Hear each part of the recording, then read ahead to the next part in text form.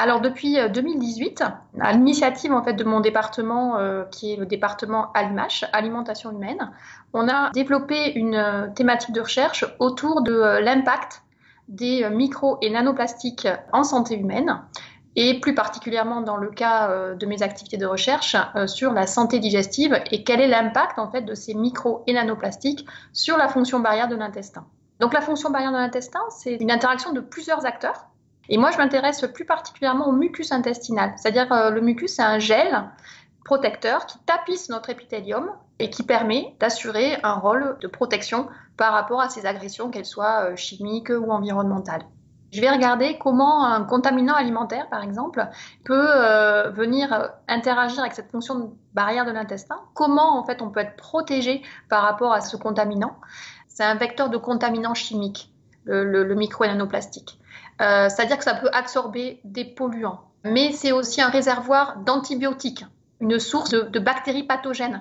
On appelle souvent en fait les micro-nanoplastiques des voyageurs pollueurs. C'est aussi le cheval de Troie, parce qu'il va absorber des contaminants. Il peut, s'il arrive à rentrer dans l'organisme, pouvoir essaimer. Et il peut y avoir aussi de l'antibiorésistance qui va se développer sur ces plastiques. En 2018, en fait, l'Union européenne, elle a édité en fait sa stratégie autour du plastique dans une volonté d'économie circulaire. Donc là, on est clairement en fait dans ces enjeux-là. Par rapport à du recyclage, on peut éventuellement se retrouver avec des micros ou des nanoplastiques qui seraient plus délétères que ceux qu'on pourrait trouver au départ. Pour l'instant, on ne sait pas. On a besoin de sciences éprouvées autour du risque pour la santé humaine. Après, la France, elle est assez aussi leader par rapport à limiter l'usage des plastiques à usage unique, un peu fer de lance dans une gestion plus raisonnée du plastique.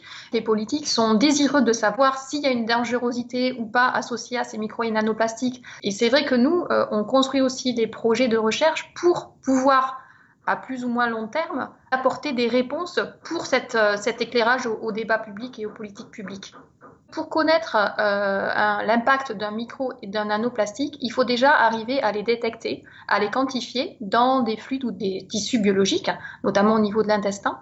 Et c'est vrai que par rapport à ça, on a vraiment besoin d'interagir avec nos collègues qui s'intéressent plus particulièrement aux techniques analytiques pour pouvoir trouver, tracer ces micro et nanoplastiques. Et c'est d'autant plus important que sur les petites tailles, mettons sur les fractions nanométriques, ces nanoplastiques peuvent franchir certaines barrières biologiques.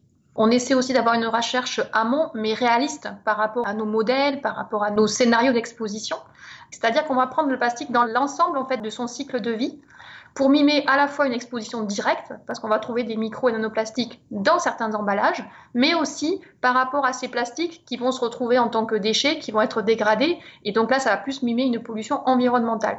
Pour avoir ce sentiment de fédérer un collectif, il faut avoir une autre façon de travailler.